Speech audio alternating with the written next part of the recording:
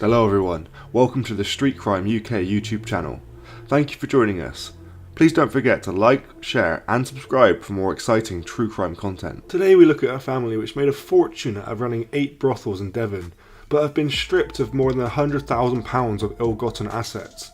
Former prostitute Edwina Christian-Stockwell rented out rooms to sex workers from Eastern Europe and Thailand by the night for £80 a time. She recruited her 70-year-old husband Michael and 33-year-old son Richard to help collect rent and launder the profits. Christian-Stockwell was jailed at Exeter Crown Court in March this year, and now she and her family have been ordered to repay £108,911.13 under the Proceeds of Crime Act. Their string of brothels was busted by police after neighbours in Exeter and Torquay complained about suspicious activity with a stream of men visiting the properties. Families living near one pop-up brothel in Linnet Close, Exeter were so alarmed that they stopped their children playing outside. The family made £176,000 over 2 years, and the police found £3,588 cash hidden in the school bag of Christian-Stockwell's 11-year-old daughter. Messages on Madame Christian-Stockwell's phone showed that she had also helped to organise a sex party for swingers in Exeter, calling her clients kinky bastards. The brothels were located at Union Street and Grange Apartments in Torquay,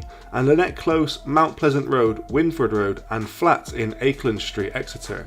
Christian-Stockwell, also known as Kaylee, aged 59, of Vine Road, Torquay, admitted 8 counts of managing a brothel and 2 of money laundering, and was sentenced for 2 years 8 months in March. Stockwell, of the same address, admitted converting criminal property and was jailed for 9 months, suspended for 18 months. Christian, of Cleveland Road, Torquay, admitted 5 counts of assisting in the management of a brothel and 1 of converting criminal property, and was jailed for 18 months, suspended for 2 years and ordered to do 200 hours of unpaid community work. Judge Timothy Rose made orders against all 3 under the Proceeds of Crime Act. He declared that Christian-Stockwell had benefited from crime by £143,000, but only had available assets of £91,000. He ordered her to repay that amount within 3 months or serve a further 11 months. He said Stockwell's benefit was £16,365 and ordered him to repay the full amount or face 6 months in jail. The son's benefit was said to be £16,778, but he only had £1,000 in available assets.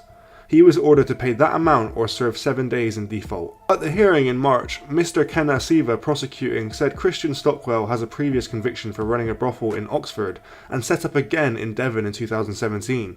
She kept spreadsheets for what she called the business, and a message on her phone showed she found that renting rooms by the night was easier and more lucrative than running her own brothel. She showed contempt for the women who rented the rooms for £80 a night and recruited the sex workers through the same website which they used to advertise for clients. Christian-Stockwell got her son to collect rent from 5 of the properties when he told her he was struggling to make a living from his sandwich business. Her husband also collected rent on one occasion, and almost £18,000 of the profits went through his bank account. A total of £117,000 went through the couple's accounts in the 21 months before police shut down the business in March 2020. The houses were raided at different times by police who found large numbers of condoms, lubricants, cash and a sex toy. Mr. Siva said the women who paid rent to Christian-Stockwell were vulnerable to danger and came from Thailand, Romania or other parts of Eastern Europe and had little grasp of English. The houses at Linnet Close in Exeter and Grange Apartments in Torquay both caused upset to people living nearby. Mr. Brian Fitzgerald for Christian-Stockwell said that she had herself been driven into prostitution when she was younger as a way of escaping an abusive relationship. He said that she was not involved in exploiting the women or in their day-to-day management. She is in poor health with osteoarthritis and has mental health issues. Mr. Barry White for Christian and Mr. William Parkhill for Stockwell both said they have not been in trouble before and they were drawn into the business by Christian-Stockwell. Her husband had worked hard as a bricklayer throughout his life before retiring 5 years ago. What do you think about Miss Stockwell's story? Do you think she's as innocent as she claims? Or do you think that she's taking advantage of these other sex workers? Thanks for joining us today.